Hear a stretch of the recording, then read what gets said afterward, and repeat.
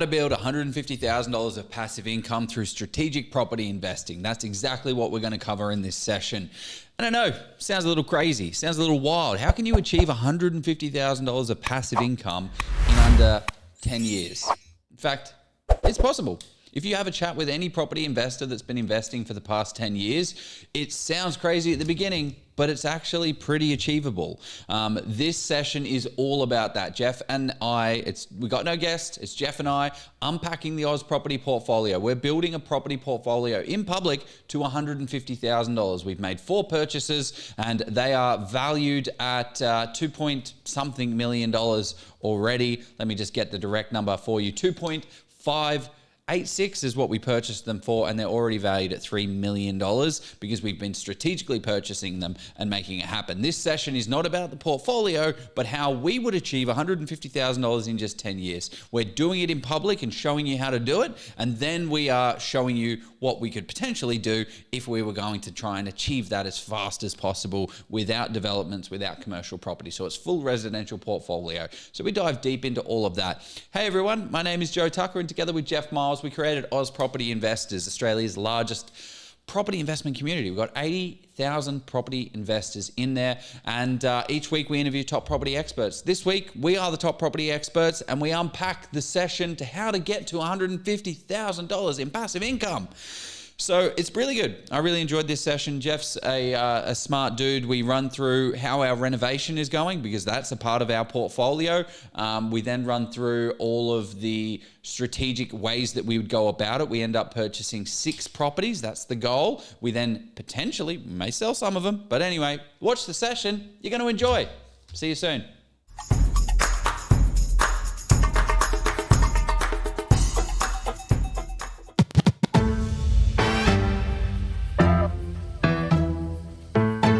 Property strategy, guys, is easy. Where are you right now? What assets, liabilities, what things have you got? And then where do you want to end up? If you want to end up on $150,000 of passive income, you're going to have to create a bit of an idea. You're going to have to reverse engineer to be able to get there, which is exactly what we kind of cover off. So that is our portfolio strategy, $150,000 in passive in 10 years. And to be honest, spoiler alert on the property portfolio, right? We have 4 properties. Actually, I don't know. Do we cover them off again? Yeah. Okay. Why are we doing this, right? So we have How are we doing this? How are we doing this? Okay. Well, I'll give you a high level macro because I don't think that slide is actually the right thing. So I'm going to give you some numbers. I'm just going to throw some numbers at you and it's going to feel really good. So first property that we purchased was $606,000. We turned a 3-bedroom to a 4-bedroom in Victoria to a $660,000. So that made us $54,000 in value increase, and that is at a 70% LVR. So we've increased the value by putting up a wall. The next one that we purchased was a $435,000 property in Townsville that we were going to subdivide 1 into 2 at some point in time. Now, you don't need, the thing is, people that are like, oh my gosh, I don't know about subdivision. Great. Just jump on the phone to a town planner and they'll have a conversation with you, chat to council, see if you can actually subdivide it, and then park it and forget about it. This house is an 800 square meter block, and it's very clear that you can have a split in it. So we bought that for $435,000. It is now on domain listed at $495,000 already in 6 months. Jeff and I were chatting about it. It's probably more like 530, but whatever. Yeah. That's made $90,000, maybe $100,000 actually, almost in 9 months. The next one that we purchased was a block of units, which was $1,015,000. That is probably worth 1.3 now, to be honest. But we've left it here at 1.1. That's grown 185. So then the fourth one is this renovation deal that we're hoping, well, actually go back to what the bank says it's worth. The bank says it's worth 645. So I'm going to update our little thing here, 645,000. That means our value increase in 9 months has been $414,000 on this portfolio. So the purchase price was $2,586,000 and it's now worth $3 million. So that's the strategy. Just keep doing that. Keep buying good quality assets in good quality locations that are moving, and then add value to them if you can, and then hold and freeze the equity further down the line. these Victoria deals. Now, the renovation one can't be granny flatable, but the first Victoria one that we bought. I'm still not sold on the, if I'm going to do a granny flat deal, just to cut across here a little bit there, Joe. If I'm going to do a granny flat deal at the moment in Victoria, it can be quite challenging. I'm not going to say impossible.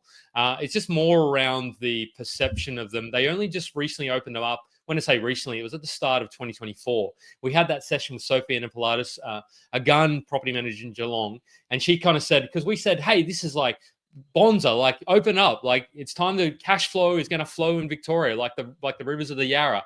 I don't know, haven't been down there yeah, anyway.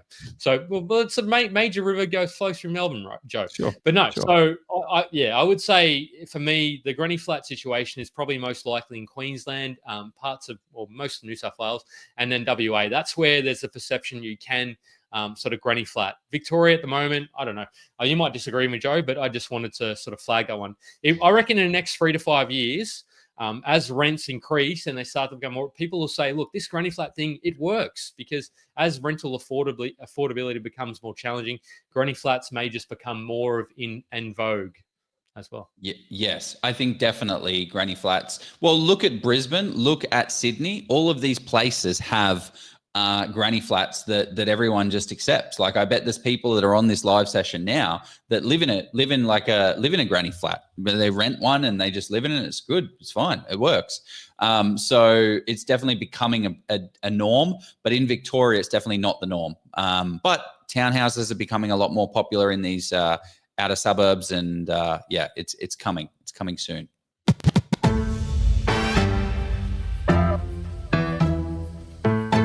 What we're doing here is we're buying 6 properties in 6 years.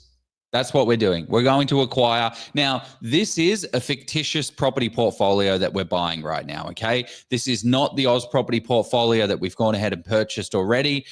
We could run that, and to be honest, we actually could, if we went into the subdivision and development. What I didn't want to do was start getting tricky and being like, well, we subdivided this one off and Strata titled the unit block as well, which will... Yeah, Strata subdivided the unit block. That's $500,000 of instant value that we create by doing that. So what we're going to do is buy 6 properties. So let's have a look at these. Let's have a look at these properties here. So we have property number 1, $600,000.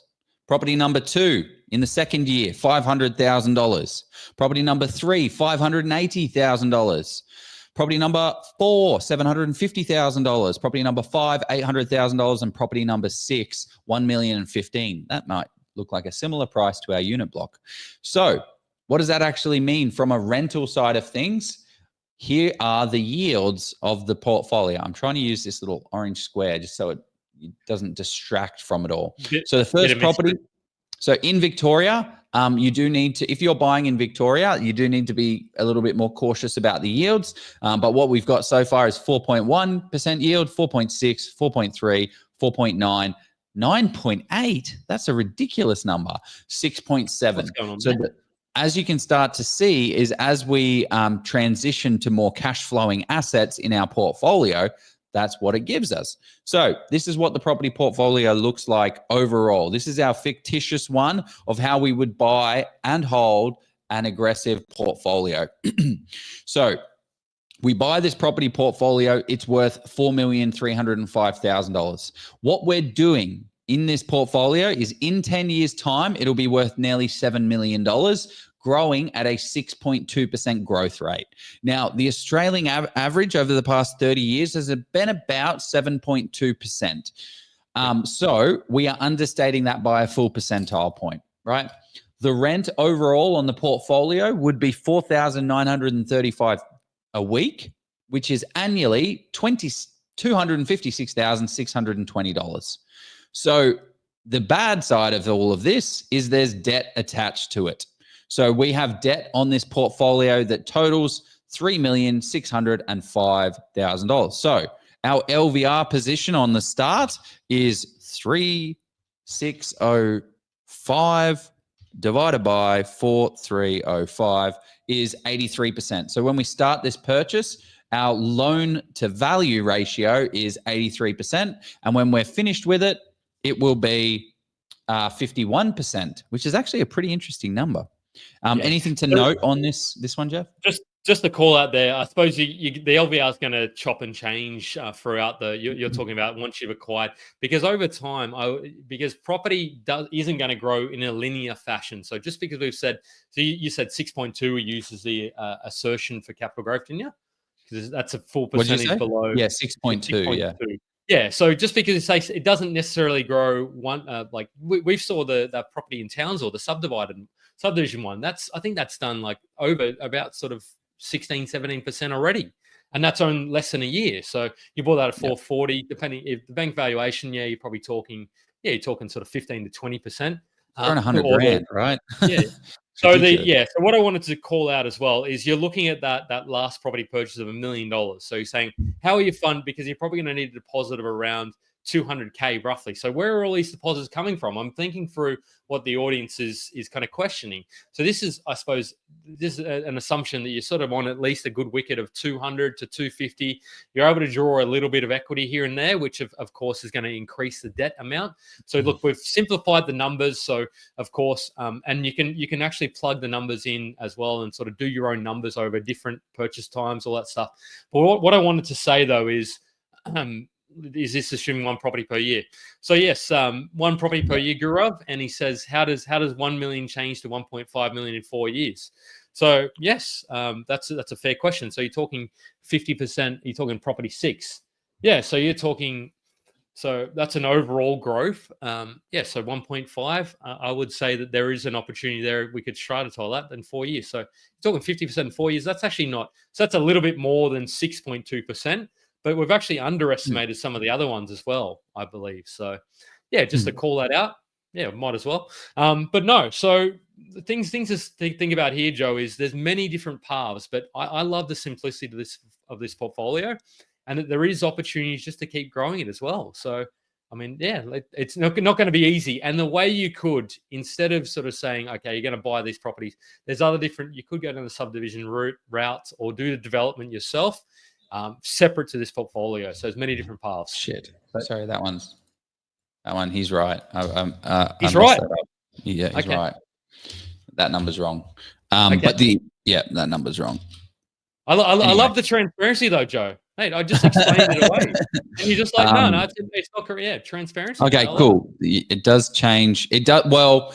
Okay, so it changed. Okay, actually, this is a really good point. Well, it's not a really good point. It's just a point. So what happens is our value has now dropped. So 6,809,000. But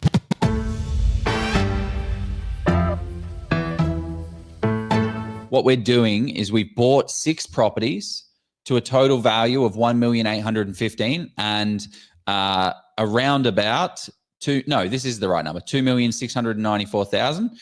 And now we own these 2 properties. So we own just 2 properties. So we've bought 6, we've sold 4, and now we only own 2. Now, why would we do that? We would do that because, let's have a look. Let's have a little gander. So what happened is property 1, after capital gains tax, so we're factoring in a capital gains tax discount here. We sold this property. We made $541,000 worth of profit. We then made the second property. We made $351,000 worth of profit. Property number 3, we made $329,000 worth of profit. And then property number 4, we made $521,000 worth of profit, which I hope that all of those numbers put together equals $1,749,000. You shouldn't have mentioned it, Joe. Somebody's going to do the numbers and tell you. I've got to do it right now. But that's what Excel. Nah, it's all right. I'm sure it does. Yes, I was correct. Yeah. So, yep. That is how much cash we have in the bank after paying capital gains tax, after everything, after agents' fees of 2%. That is how much money we have in the bank after we were buying a property portfolio of 6 assets, letting them grow over 10 years at a compound rate of 6.2%, selling 4 of them. We now have 1.749 million in the bank. Now, one thing that you might realize is that we've been running interest-only loans for all of these loans. So we now retain 2 investment properties here. So we've retained property number 5 and property number 6. So the total debt on those two properties is $1.55 million. So what do we do, guys?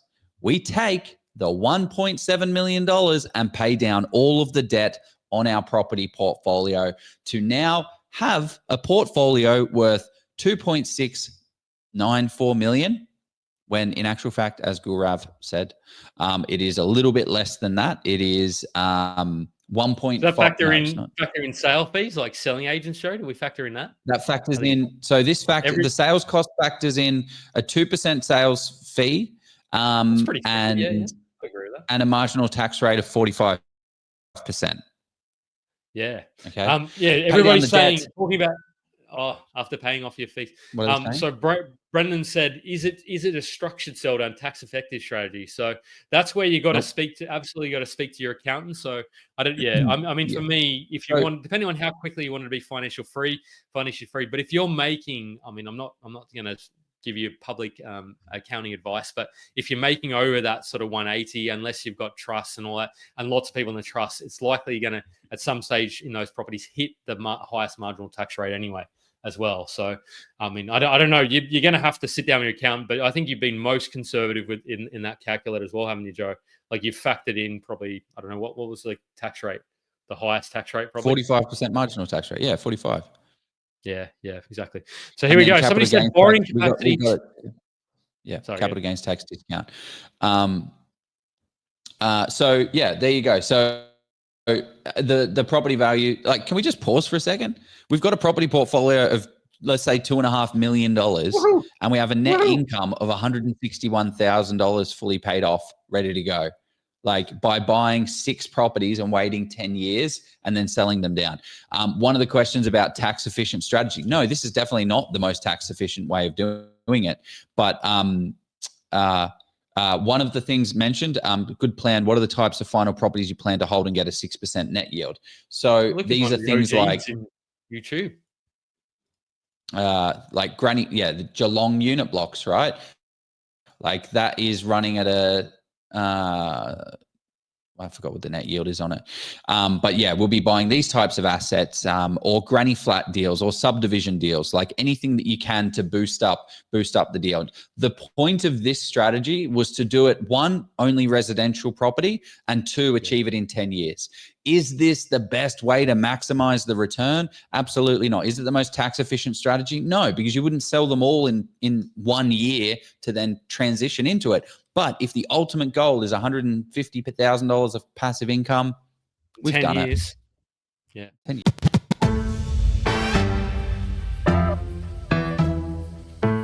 What factors, Amit's asked, what factors consider to determine whether to subdivide and build townhouses versus a granny flat? To me, it comes down to, good question. Yeah, I love that. It's about a feasibility. Well, what is the likely end value? You really need to go digging and see, CGT what you like. 100%, Jose. Like you need to factor that in, speak to your accountant and plan that out. Factored in that Joe's actually done it in the background, the calculator. So we've got the tax situation. There is a fancy calculator in Level Up, I believe. So factors to determine. So I would plug it into a feasibility and understand, well, what is the likely end value? How much is the build? All that sort of stuff. So building the townhouses is likely more of a capital growth sort of play where you've got the opportunity, whereas a granny flat is not likely to help you with the capital growth in most situations. Yes, of course, there's exceptions, and I would argue that's market growth. But some people have said, yeah, you can make money from building a granny. I don't know, maybe not, because the costs to build a granny, but let's say that for another day. So I would say a granny is more a cash flow play versus subdividing and build, and you need to run the numbers. Most developments don't stack up. I would say about 90 to 95% of them, they just don't stack up.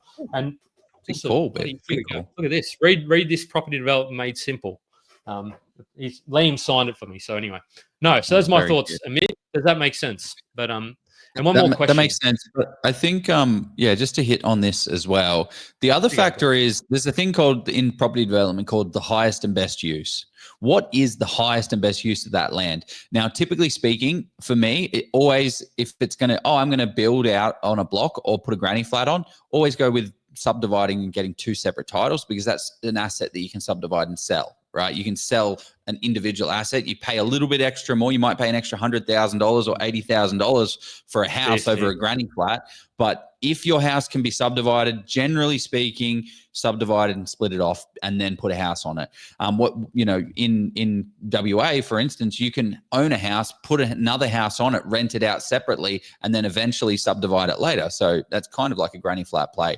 But the thing is that going back to that highest and best use, the way they talk about it is like, great, what is the most amount of money you can make out of that site? It doesn't necessarily mean you should do it. Like I've seen people that I need to knock this house down and build 5 townhouses. Well, that's going to be like 600,000, 600,000, 600. So yes, it may be the highest and best use, but you need a lot of capital. What you should do is actually retain the front house and build 2 houses at the back. Yes, you only have 3 assets there, but it's the highest and best use for what you can afford right now. So that's just something else to add on. Hope that's valuable. Yeah.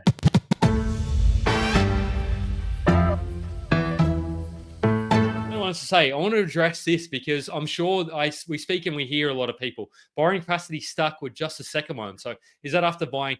That's where you need to really sort of crunch the numbers and speak to, if it's when you say borrowing capacity stuck with the second one, how many brokers have you spoken to? That would be my first question I'd consider. And at that stage, if you've spoken to 4 or 5, one broker, your existing broker, unfortunately, and this is an uncomfortable conversation. You need to say to that broker, hey, look, I want to grow my portfolio. How do we make this work? Like, what is it we need to do? And if they say, I'm not sure, sorry, we can't, you need to increase your income, then that may be a case because they may only have 5 to 10 lenders on their panel that they regularly send deals to. They may sort of focus on the big 4 banks and maybe a couple of second tier lenders.